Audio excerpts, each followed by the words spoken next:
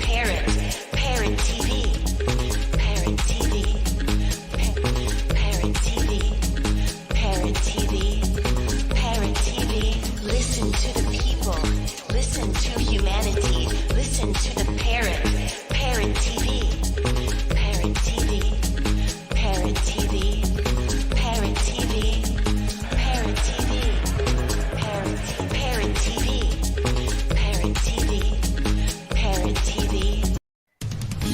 Hi, I am Dustin Pickering from Parrot Literary Corner. You know me, your noble and honest host, and I've got exciting news for you. Last anthology, Series 1, The Literary Parrot, did such a great job. We want to continue to provide this community service to our viewers and to our contributors to the program. So please get up and get a copy immediately. You know, if you're in this book, you want to get a copy. If you're not in the book, you want to get a copy and see what we're doing. You want to be excited with us. We want you on this program, and we hope to see you sometime soon on The Literary Parrot. You have to get your hands on this copy. It's amazing. It's an absolutely beautiful anthology meant just for you. Our past guests have been invited back to contribute yet again to this Series 2. We do this quarterly anthology. We will be doing this after our 200 episode milestone. As of this last quarter, we reached 200 episodes, and past that, get up and get a copy immediately. This is the only TV show on earth for creative writers, and our guests are amazing. They're also community activists building from the ground up. This program is for everybody out there who is a creative mind. Order several copies if you can and donate to local libraries. Give them to your friends, cousins, fans, supporters, anybody that you think loves poetry. And it's not just poetry in this book. Remember, this is creative mind. So we have prose, fiction, short stories, essays, artwork, anything you can think of, artistically creative, photographs. Everything in this book is packed. It is packed. It is just absolutely packed. If you want to get your hands on it now.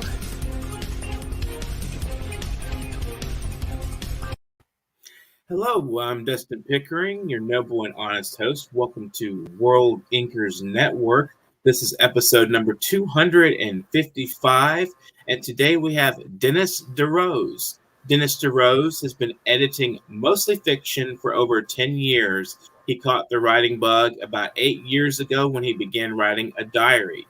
A local ASPCA hosted a writing contest where he was in the 6th grade, and he won an honorable mention for a short story he wrote about his dog, Red. To date, he has written 5 short stories, some are ongoing, 3 poems, and his first novel, Bristlecone Magic, Gentleman Cowboy, a song that has been rattling around in his head for years, isn't just a hit yet. It was penned by Dennis and put to music by a good friend, Michael Barnett, a fantastic musician. In 1973, while going to college, he met a Dutch girl, Carla, and they are still married. Welcome to the show, Dennis. How are you today? Thank you very much, Dustin. It's a pleasure to be here. Excellent. I'm glad to have you on the show. And so tell us a little bit about some of your editing experience. And as an editor, how did you transition from editing to writing yourself? Well, I retired from the New York Department of Corrections 9 years ago. But before that, I knew I was going to retire. So that's why I got into editing, actually. Who runs a review company, a very large one, actually. I don't know if you've ever heard of it. But it's called Reader's Favorite.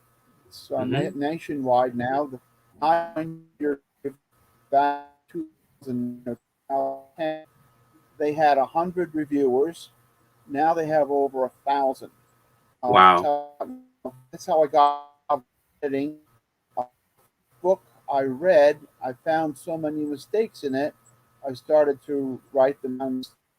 I always always been that way all my life. And I started to write down the page number, the mistake. I contacted and I the corrections to the writer, and she did that. I ended up editing his.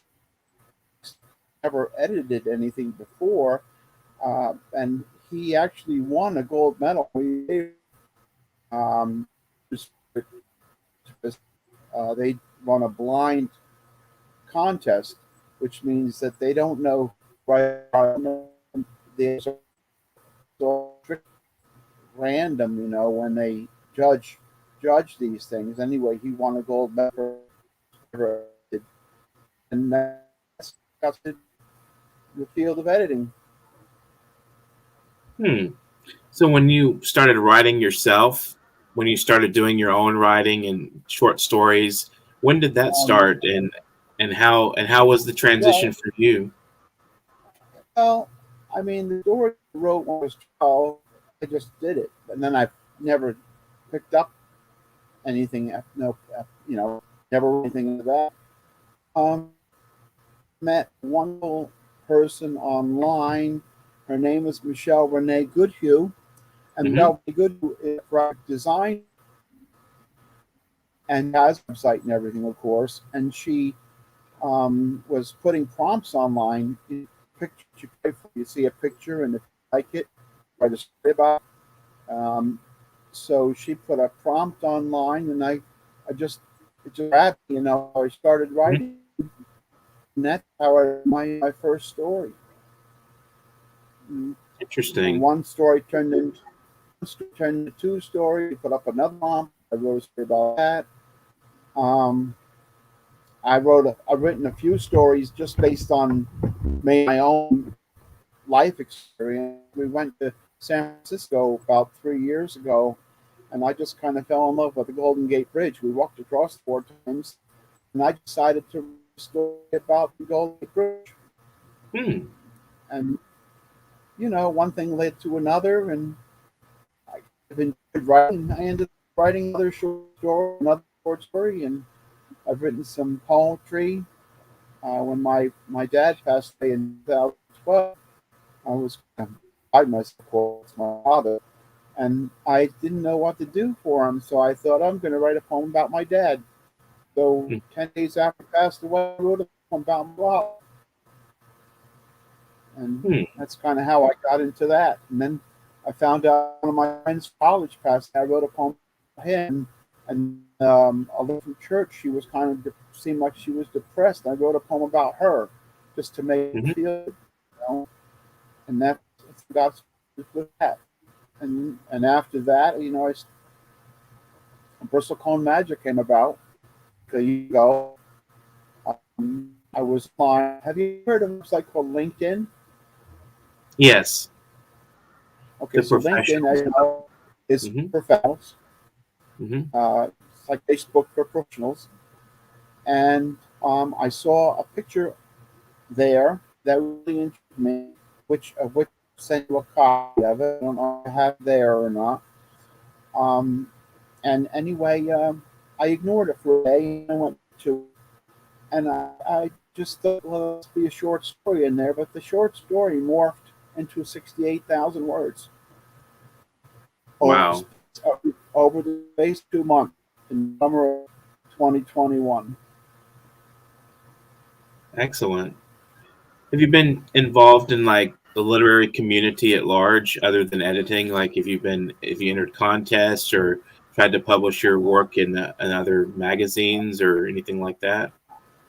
I, I, I was featured in the magazine um, for distinguished, call them distinguished people. I don't know how distinguished I am, but they featured me. That was very nice. But I paid for that, so that was kind of a, I don't know what you would call it when you pay for something like that, because I had never done that before. But they did a really good job. Whether or not it made a difference, I have no idea. Um, but and I've entered a few contests online, with short stories, but I didn't do it. Doesn't they're not that means there's a lot of competition. Hmm. Huh. So, Yeah, there's a lot of contests out there, and it's sometimes hard to navigate which ones are more geared to the kind of work you're doing. So, are you yeah, there is. selective when you look for publishers, or? you're right. You're right. Those magazines, they come up with a what do you call it? A theme, you know. They Mhm. want a story just for that theme. So if your story doesn't fit that theme, you know, they kind of ignore your story, and I understand that. You know, Mhm. I get that, but it's okay. I'm not worried about that. Next book will probably be a compilation of short stories, probably an anthology. Okay. I think Interesting. it's I think a lot of them to write short stories. I enjoy that a lot. Uh, when I'm editing, When you s- reading a short story. You right. know. So when you say short stories, what's the word count for you on average? Um, well, I always happens for me is I'll start writing a short story and I'll stop, and then I'll say to myself, "Well, the action it continues." But end up on part two, and part two turns into part three. You know, it's just how Mhm. it flows. You know, if the story moves, and I want to add to it, I add to it. If it doesn't move me, I'll just end it there. It could be a Mhm. thousand words. It could be 2,000 words. But the stories I'm working on right now called "Oh Hello," which doesn't seem like much of a title. "Oh Hello" seems like a lame title actually. Mhm. But it's actually about a piece of furniture in a doctor's office, and I personify the furniture because the piece of furniture, which is the coat, is magic. Um, well, kind of like magic. You kind of figured that out. Physical and magic, so magical. I kind of enjoy that sort of stuff. Mhm. That was going to be a short story, and that right now is up to 22,000 words, I think. I'm Okay. done with the story. I know where I want to go. Maybe it'll come to a novel that I'm not really sure. Hmm. So do you just let the stories take a life of their own? I mean, the characters, do Yeah, they kind of play in your I think. head a little bit? I Mhm. mean, I think a story tells itself. I think a Mhm. tale tells itself. This is my own opinion. Everybody else has a different opinion, of course. But I get really involved in my stories. Brooklyn Mhm. Magic. I've read through Brooklyn Magic now 7 times. I'm going through it an eighth time, and actually, I'm going through to for the tiny mistake, like maybe I left out a period, or maybe I there's two spaces where there's only supposed to be one. You know, when you the Mhm. sentence after the sentence supposed to have one space, and maybe there's two. And those are easy mistakes to make. Everybody Mhm. makes them. Really, every reader makes them. Do they want to bother fixing it, or are they satisfied with it as it is? Myself Mhm. being the way I am, I'm satisfied. My stakes are pretty high for myself, you know. So I'll end up probably printing this a second time, putting a second printing, and hopefully with every little tiny text. But that's just me. Right. Yes, a lot of authors I talk to have said that when they write their stories that they just sort of happen. So why write if the story's in your head and it's happening already? What's the purpose of writing it down? What do you think? To tell it to Well, someone else or I think it's cathartic too. You know, I think with everything that's going on in the world, as you know, of course, hmm with the pandemic and the political arena and people are up in arms and all. I think we need stories. I think we need to tell stories because maybe it'll give you a chance to relax through the story. Maybe it'll move you enough to pretend you're somewhere else, and right. maybe we need that with what's going on these days. hmm Um, not I think enough good in so. the world. There's not enough good in the world, or if there is, we don't know about it because newspapers don't report stuff anymore. Now they just want to report bad things. Again, that's just my Right. opinion. But when I was growing up, there were newspapers that reported good things. 60 years hmm old, so and I think that they're important. Not that um, other things aren't important. It's that the world has forgotten about the good stuff. They only concentrate on the hmm bad things. Right. But again, it's just my opinion. You know. I definitely see that myself as a sometimes viewer of the news and hearing the people talk. It's a lot of negativity. I'm not sure why that is, but I think I really agree with you that sometimes it's good to just sit down and read a book. I mean, so what do you read in your free time? Um, I love to read. Um, Basically, I read one book after the other. Okay, Um, that's good. and I actually I review every book I read for a writer because I believe I know that reviews sell books, and that's what I did for Read Favorite. I was reviewing books for them as well, Hmm.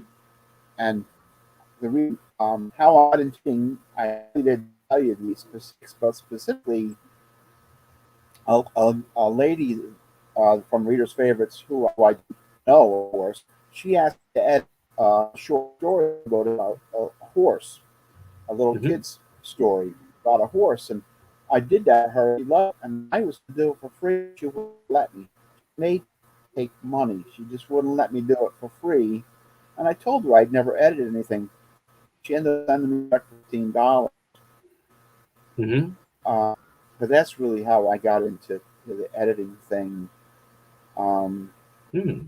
but like I said, reading is important. And I think the more you read, the better you write. That's just what I think. I I mean, think so too. uh, makes Yeah, sense, right? exercise that mindset. It makes sense, right? If you read a lot, you come up, you see words every day and all that. And, I mean, you're going to become a better writer. The more you read, the better you'll write.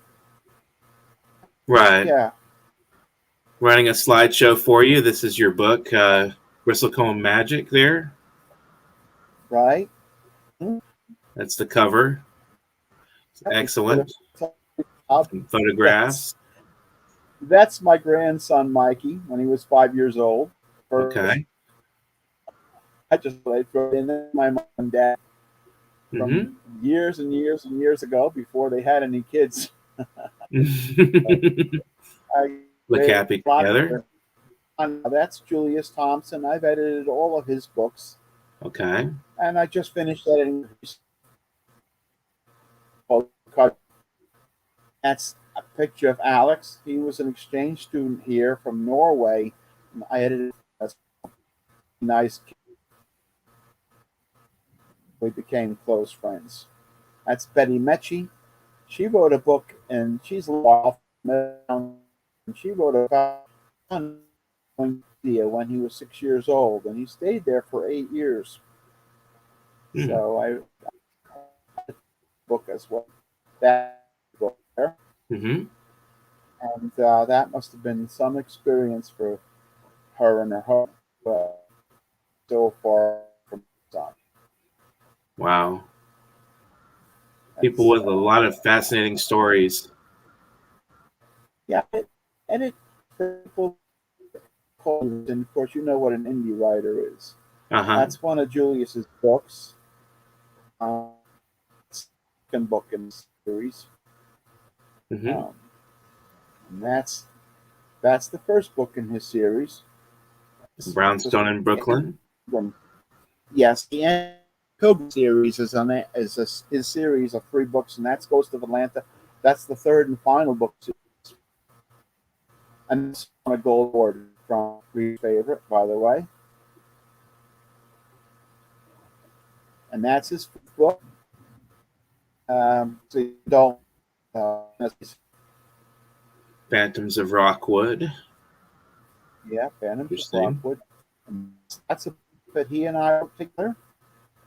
Kind Mm-hmm. of put that he kind of put that together just to help writers or just get maybe Kind of a they need a little motivational. boost, and Yeah, that's I suppose we something need that a we good did. kick. And that's the last book we just finished that one, Mm-hmm.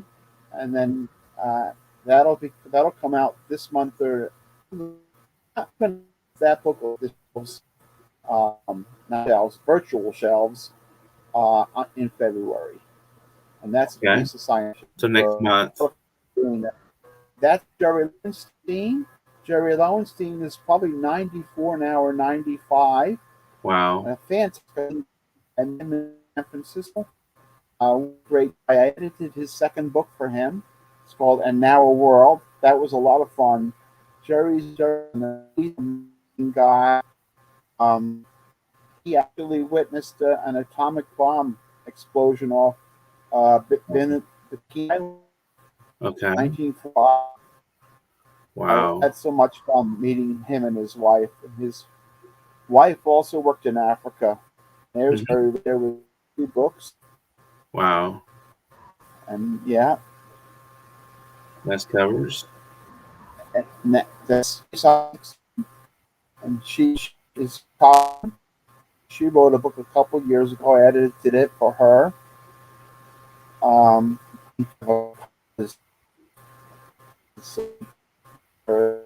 that's a fantasy basically about what she thinks heaven is like. Oh wow, interesting. And yeah, and that's another friend of mine.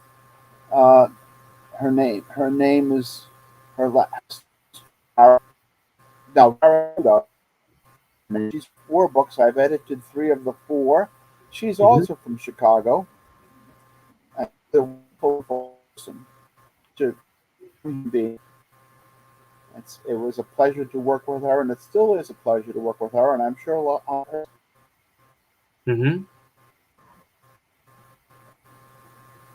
Yeah, and those are the books that she's written. I've edited most of them, of course. I've actually edited 2 of those books there. Okay. Nice covers. And that's the last book I edited of hers.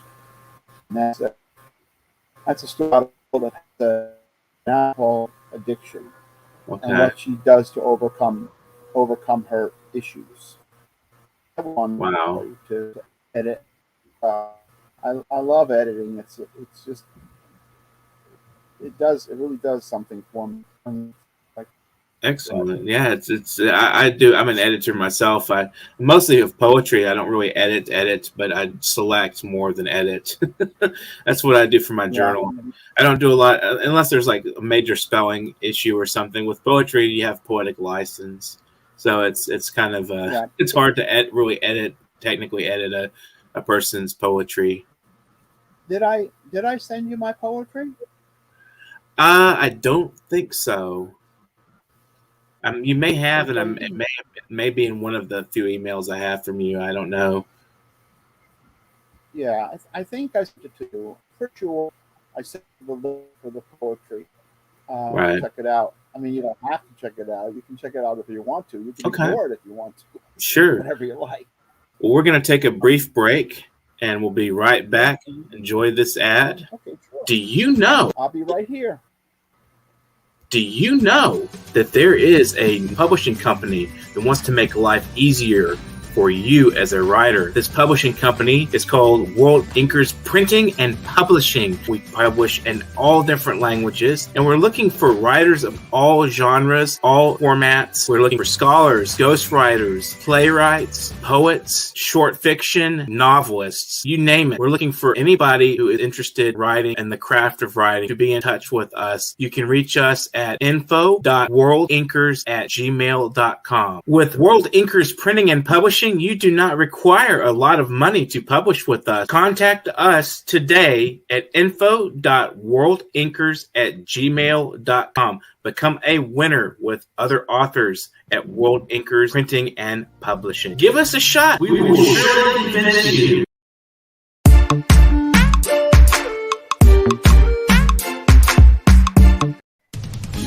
Hi, I am Dustin Pickering from Parrot Literary Corner. You know me, your noble and honest host, and I've got exciting news for you. Last anthology, Series 1, The Literary Parrot, did such a great job. We want to continue to provide this community service to our viewers and to our contributors to the program. So please get up and get a copy immediately. If you're in this book, you want to get a copy. If you're not in the book, you want to get a copy and see what we're doing. You want to be excited with us. We want you on this program, and we hope to see you sometime soon on the Literary Parrot. You have to get your hands on this copy. It's amazing. It's an absolutely beautiful anthology meant just for you. Our past guests have been invited back to contribute yet again to this series 2. We do this quarterly anthology. We will be doing this after our 200 episode milestone. As of this last quarter, we reached 200 episodes, and past that, get up and get a copy immediately. This is the only TV show on earth for creative writers, and our guests are amazing. They're also community activists building from the ground up. This program is for everybody out there who is a creative mind. Order several copies if you can and donate to local libraries. Give them to your friends, cousins, fans, supporters, anybody that you think loves poetry. And it's not just poetry in this book. Remember, this is creative mind. So we have prose, fiction, short stories, essays, artwork, anything you can think of, artistically creative, photographs. Everything in this book is packed. It is packed. It is just absolutely packed. If you want to get your hands on it now,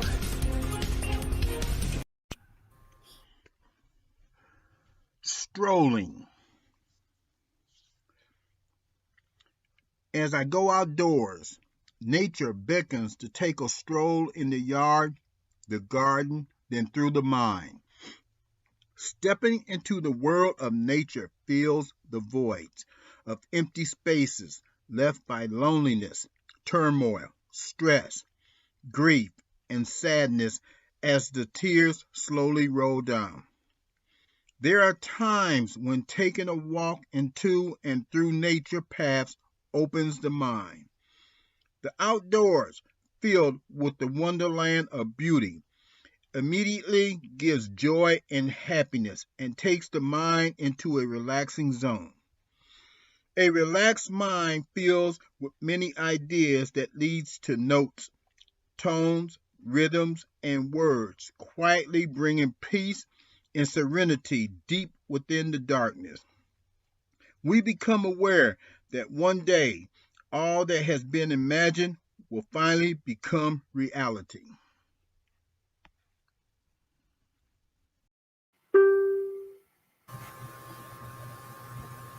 welcome back to the program, World Anchors Network. We're here with Dennis DeRose. This is episode 255, and I guess Dennis will have a little time here to read some segments of your work so we can get an idea of what your presentation of your literature. What would you like to hear?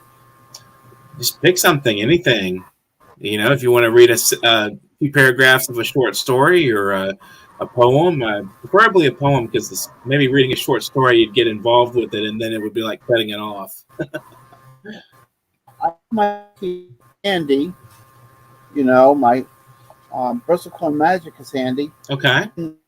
The poem, I could have, but I could just read you the first page.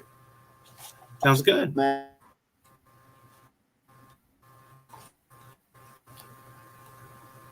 So hang on one second. World Anchors Network. Remember, you can leave comments on the show, guys out there watching today. If you want to speak up your mind and subscribe to the channel while you're watching our YouTube, subscribe, like, share, and comment on our material here. And we'd love to hear from you. And so we're with Dennis DeRose today. He's an editor and a short story and a writer of novels. Also wrote a song, lyrics to a song. So, okay. So, I've got the first chapter up there. Mm-hmm. I took my glasses off because I can actually read better with my glasses off than on. Exact same thing as with me, too. It's very interesting. That's how it is, right? Mm-hmm. The first chapter of Bristlecone Magic is at the base of an old pine, a really old pine. It was the largest for 1,000 miles never seen it before. With no one around to see or criticize him, the TV sobs of remorse as he remembered the raw events of the night before. That's the first paragraph. Does that grab? Did you want to read a little extra more, a little more, or just? I am, yes. Yes. He had remembered uh, he these old forests his whole life. Well, almost his whole life. Had currently his birthday in John. Wondrously deep in thought, not really knowing where he was headed. Usually in his mind. Well, his favorite he and his brother John had built when they were both 7, but not two. And for 2 paragraphs, first page. And did that happen anyway at all? It's interesting. I think you have a very it's a good narrative. It works very well. I had a little hard time with there's some glitches in the network going on, so I had a hard time understanding some of your reading, but that's quite all right. Yeah, it worked. It was good. So, how do you see writers, that you've edited promoting their work? How do they get their work out into the market? And how do you do it yourself when you're Well, promoting your books? I think actually kind of in hopes thing might help. I mean, who knows? Nobody knows. Right. I wish I'm not a reader, so I don't really have a lot of guidance. I do read articles online about marketing and stuff like that. I Mm-hmm. always look for a website that are willing to promote a book or something that someone has written. I to get a little, I guess you put a blog a few years ago about marketing, and that was only to help other writers market their books. That was I could Mm-hmm. online and um, anything I found that was of interest to me that I thought other readers would just paste it in there, and try to make it look a little decent, and I would send a mark. It was called Money Stores Marketing Mutiu. That for a year and a half, but I honestly didn't get a lot of feedback. I had sent that out every quarter, I think, about 600 writers, but I got very little feedback and very little thank you. And so I actually stopped from that because I kind of it was sort of a waste of my time. Mm-hmm. You know what I mean? Right. I didn't want to stop. I want what's continuing if nobody's going to respond. It's like hitting your head against the wall for no Right. reason. And market is tough. And Mm-hmm. I've been in touch with marketing professionals, but they want $1,000 to help you, and that I don't know. It just doesn't seem feasible, and I'm sure it's not for first writers. Shell out thousands of dollars, Right. hoping that people see what you've done. If you have it to So, throw away, you can just throw away a few I mean, thousand out there. Right. yeah, who's got that kind of money? Right. The problem with the publishing world is publishing world is like a giant pyramid. If you see the analogy, now my book's at the bottom of the pyramid, and it's up to me to try to make my book come to the apex. That's easy to Right. do. I'm in the same boat as the other writer. Maybe some writers are better off because they know people. If you know somebody that's Mm-hmm. going to help, that's Right. great. But I don't know anybody that's you know professional enough to be able to make a difference. I just do the best I can. What can I say? Absolutely. What would your final word to our audience be today, and advice to fellow writers out there struggling? Well, for readers, I would say to keep reading because I think reading is wonderful. You can go anywhere in a book. You can country, world, anytime. You can go back in time and ahead in time. It's just amazing. Writers would say, right, don't give up, never give up. But I would also say, don't rush the process. Because when you rush process, um, you're doomed to fail. And I tell all the people I edit for, take your time, Mm-hmm. and whatever you do, stay in touch with your editor. And I mean in touch. When I say in touch, I mean don't be afraid to pick up the phone and call. Never have problems. That's what editors are for. They're there to help people write and make their mind like a new penny. That's what we do. We do our best to make books shine like a new penny. Mm-hmm. And I I don't know how many in the last 12 years. And I've edited maybe 70 manuscripts or more. I don't keep track of it. But Right. I always say, you know, be wary. Don't rush. Take your time. Check us out. Take time. Check out publishers. Take time to check out um, cover designers. You know, Mm-hmm. close with the editor. Uh, I honestly will not take a client who won't talk to me on the phone. And there are people out there who will not. I think it's really bad. Mm-hmm.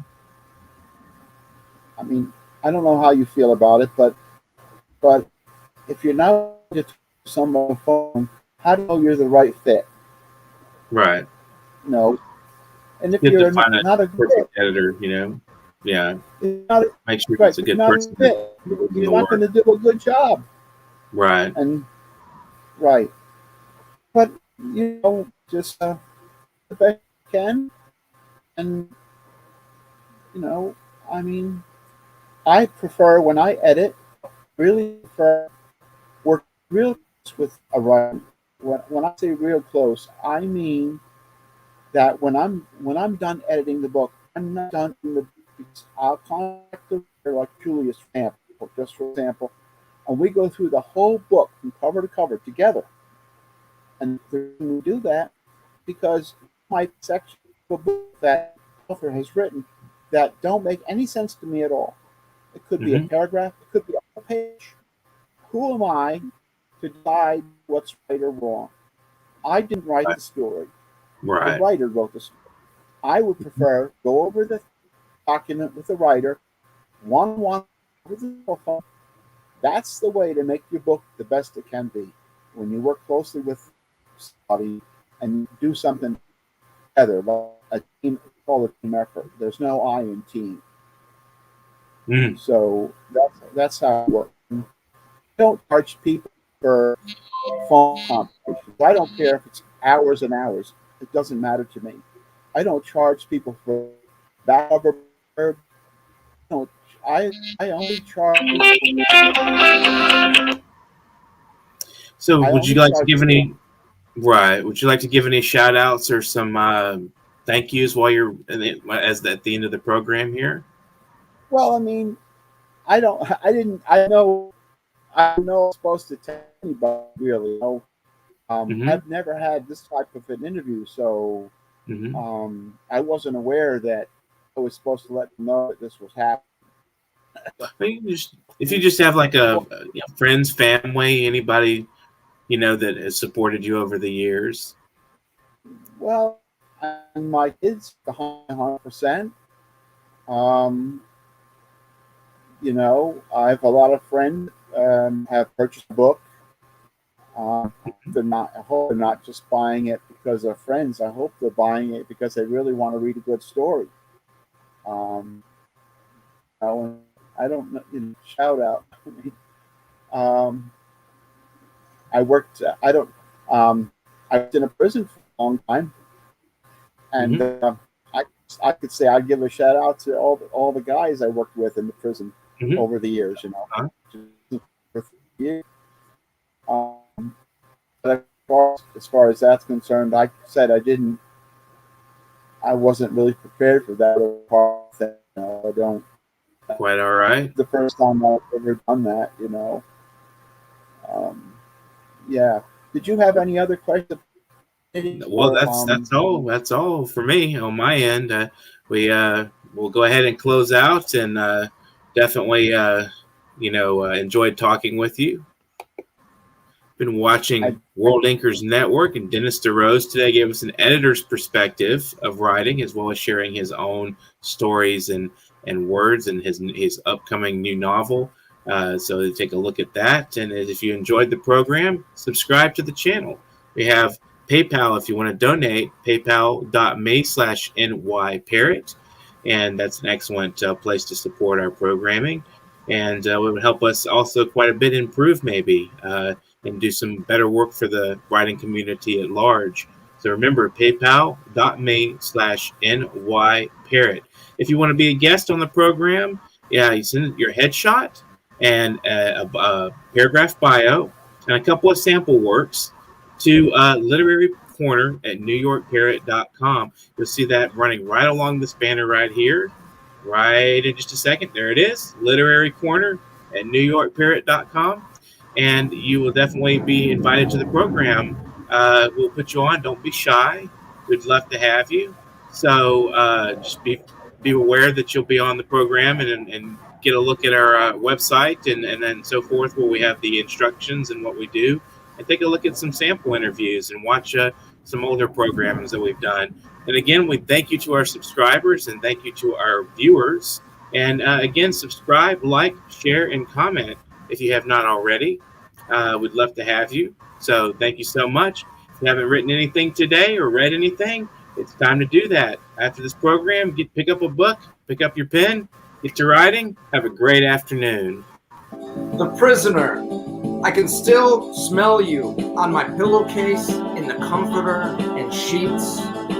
Thought about doing laundry, but decided to keep you with me just a little while longer. Riding giants.